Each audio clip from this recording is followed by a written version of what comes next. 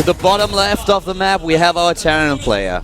Wings of Liberty, this is the last season in Wings of Liberty before Heart of the Swarm comes out in the GSL. And if MVP loses this game, it will also be the end of a completely different era. Our Terran player starting for LGIM, and he is... LGIM MVP. MVP. He needs the Terran support now. All the Terran players and probably a lot of Zerg and Protoss as well are watching this and cheering for him. His opponent is a Kesper Zerg. For SKT1, he's starting to the top right with a 1-0 lead in the series. He is... SK Telecom T1 Su. Su. A lot of people scared of this guy right now, especially Terrans. And MVP fans as well, terrified right now. Su checking very carefully for proxies. Does not want to find himself with his pants down. MVP will CC first, and Su will hatchery first.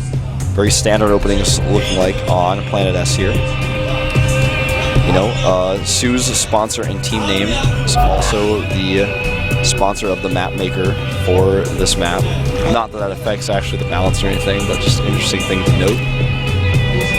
And he almost denied the command center. That was really close. He is going to force another SCE to come down. Do you mean the map is biased? The map is biased, man. Map wants him to win. Map's made by SK. Not a good sign. Well, it's made for a league that was sponsored by SK. The map was made by, I think it was Jackie, in fact, who's just a map maker. Well, let's see how... Oh, actually cancelling the barracks for a second. Yeah. Let's see how MVP can get into this game. This is... To me, this is really like, I'm on the edge here. MVP is like this one guy where you always say, he's a little bit like Life. Life will always find a way. We joke about this pun, that Jurassic Park quote when we cast the Star Hill player. But it's the same is true for MVP. Every single time you think he's down, he suddenly pulls off a miracle and he comes back. I feel like he is the reason why LGIM has this team name. It's the Incredible Miracle. Yeah. And he is one of their strongest players. He's the strongest one. Yeah. If you look over the entire duration of time. He's been around forever. He beat Idra in, I think it was Open Season 2 of GSL. I remember Idra calling him cheesy and gimmicky. Turns out he was wrong. Kinda. He's been around for forever, and he's iconic for StarCraft 2. Even if he loses here and retires tomorrow, which won't happen, but if it happened, everyone still remember him in 10 years. Nah, he's gonna if he loses here, he's gonna pull an ST. He's gonna win the next qualifier. He's then going through Code A, and then he will be back in Code S. I think so. But, you know, regardless, this guy, like I said, he's iconic. He is someone that people will remember in 10 years from now. People may forget Fruit Dealer, but they will remember MVP. But we're not there yet. We're not there yet. He can still build a best of 3, and he will make sure that he puts everything into those 2 potential games. MVP now with the double gas here. And so, yes, he has the first win under his belt, but still, there is a lot more to defeating MVP than just taking a single map. Exactly. And MVP is not going to let him do this easily. He's doing the same build with the triple barracks again. Probably going to pressure out in that third. Third base on this map is even more difficult to take on than on the last one. It's a lot further away, a lot easier to attack, but for that reason, Su might try to do something a little bit different. He's taking double gases here. He might just take a late third one with tech that's more safe to take. I would not be surprised at all. MVP moving out with those same Marines we saw last game. Is going to start his reactor as soon as he has the gas. Hunting Overlords now and getting Marines into aggressive position. Yeah, he almost intercepts this one Overlord. There's one thing that you always say, you never ever bet against MVP. Oh wow, and this Overlord was a little bit too slow on the turnaround. Down. Supply block. Yeah, he spots the Marines and knows that a third base will not be safe, but I don't think he had plans of getting in anyways. And there's the lair. Goes into the lair at 6:30. Same time, we have him spreading his creep with the extra queens that he already has. 2 bases so far. Third base just checked by MVP, he knows now. Yep, he can't fight these queens though. There are also Zerglings on the way. Yeah, he just he wants to see, are there any tumors I can pick off with the queens doing something else, or maybe I can pick off an Overlord. He's going to turn around. He's doing the exact same thing in the last game. He's getting the Hellions out now. He's going to go into another larger attack at the third base once it's finally made. But Su is going for Roaches this time. He's not going to give MVP that opportunity. Yeah, he got the Roach one in the last game too, but this time it serves an entirely different purpose. Yeah. He might just have it as a precaution. That's what he did. Nice, he gets a second Overlord. This is awesome. This is exactly what you want to do. Killing one Overlord is already such a nuisance for a Zerg player, but killing a second one, it costs you the lava, it costs you time, you're going to be supply blocked if you're not careful. So really well done by MVP here. Very meticulous scouting for those flying supply depots. There was a moment of Burrow being researched for Su. He canceled it, started Roach Speed. And obviously Roach Speed is a good choice here, but Burrow was an interesting choice as well. You know, I thought maybe he was going to try to use the Zerglings all over the map to get vision. But with this Roach Speed and all the Roaches he's making, it looks like he wants to hit a timing attack with Roaches. On a map like this, though, of this size, this large, MVP should be able to see this coming. The problem for him is going to be that he doesn't have siege tanks. You know, Su could have he could have done something that well, I'm going to touch on this in a second, because now MVP is the one who's going to be the aggressor. This is a weird attack by MVP. This is normally for the third base, not for the natural, not against the Zerg who's powering up units. And MVP is going to get crushed here. He didn't know about those Roaches, and the Roaches are just too strong. He doesn't even try to run away because he realizes that with the creep being spread, he can't. The thing that I wanted to mention is that Su can go for this Roach timing, and he's spreading the creep because he wants to make sure that the Roaches are a little bit faster. What he could have done too is try to get Overlords in position to spread creep, but with MVP going for all these Marines and hunting down Overlords, it was really, really difficult for him. But the fact remains that these Roaches are very uncontested. Yeah, MVP, this is really scary for MVP right now. This could end him. He's jumping into triple Marauder production. Yeah, he needs it, but Roach Speed is finishing perfectly here as he takes out this bunker at the front. He's going to start damaging the SCVs or even go for the command center if he wants. I don't think he's going to run up the ramp. He's just going to start picking off SCVs. He can't run up the ramp because of those too many Marauders. Yeah, exactly. 3 already, and another 2 are being built. He will force the lift. The high ground.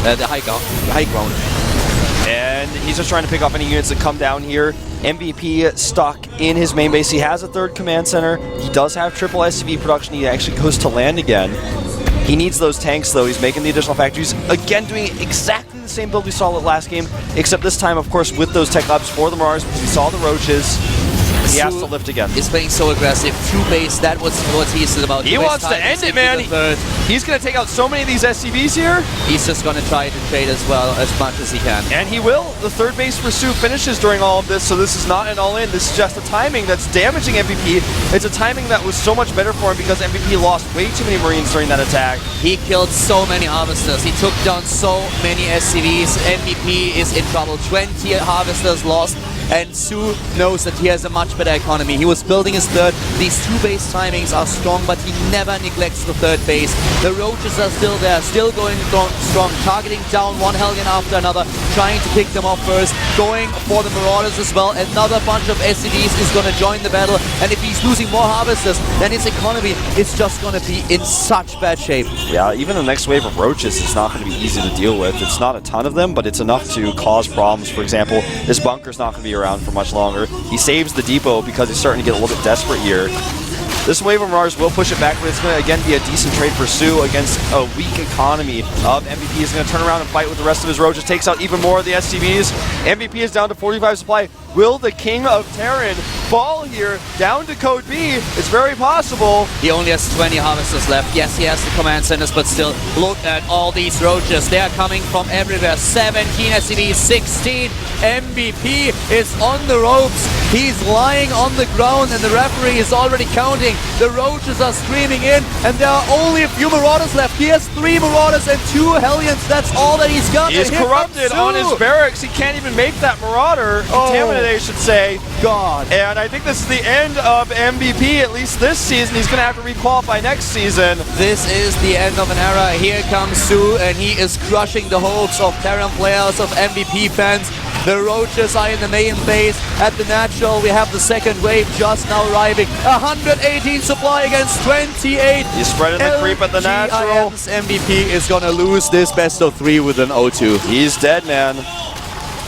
He's just working at these depots. Doesn't matter what he does. Su can transition into anything at this point. He's got 2-2 on the way. Ling Speed is on the way. Ling Speed is probably just going to be the finisher here. He can't even put the command center down because of the creep. Yeah.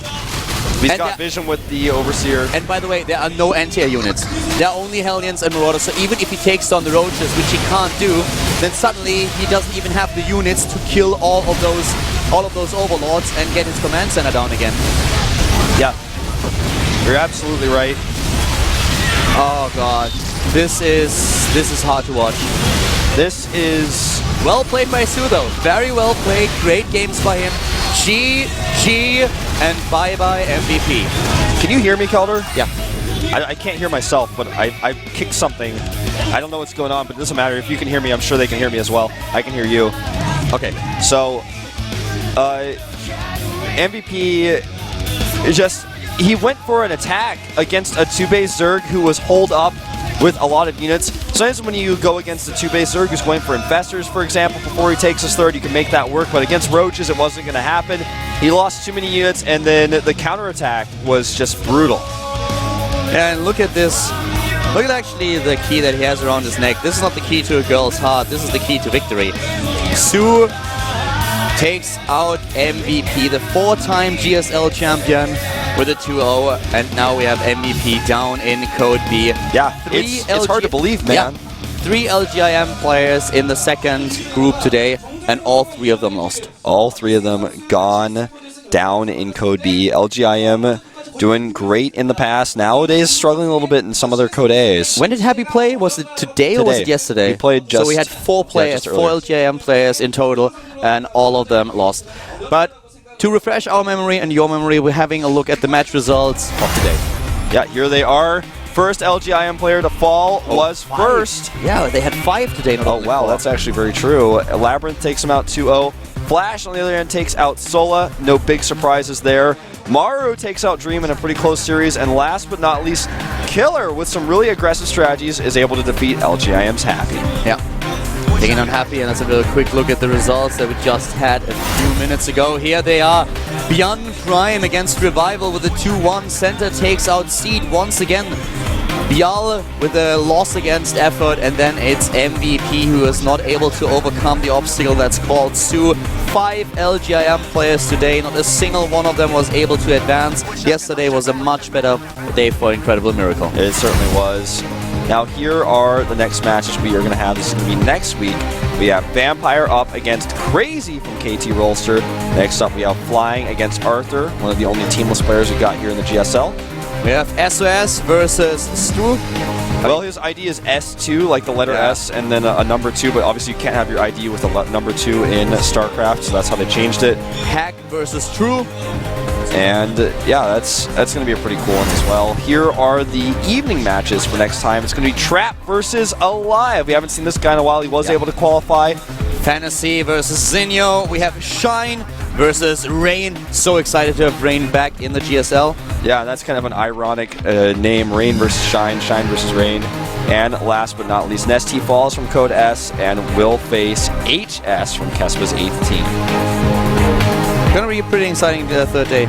I'm really excited about Shine versus Rain especially. I want to see Fantasy versus Zinio. That's gonna be good. Yeah, but the last game was hard to watch. It was, it certainly was. Congratulations to Su. Very well played and a well-deserved win. But still, I'm sad for MVP. It's tough to watch MVP fall into Code B. It was the same feeling when we had Nasir the last time. Yeah. It was very, very similar, but I'm sure that MVP is going to bounce back, and I'm pretty sure we will see him in Wings, Heart of the Swan. It's definitely not the end of MVP. He'll play in Team League at the very least, so don't forget about that. We have Code S tomorrow, so don't forget about that. You guys saw the infographic at the bottom of the screen. Make sure to tune in and watch. And that does it for us today. Yep. That does it for us. So guys, I hope that you enjoyed the show, and we are going to see you next time with the third day of the first round in Code A. Bye-bye. You existed.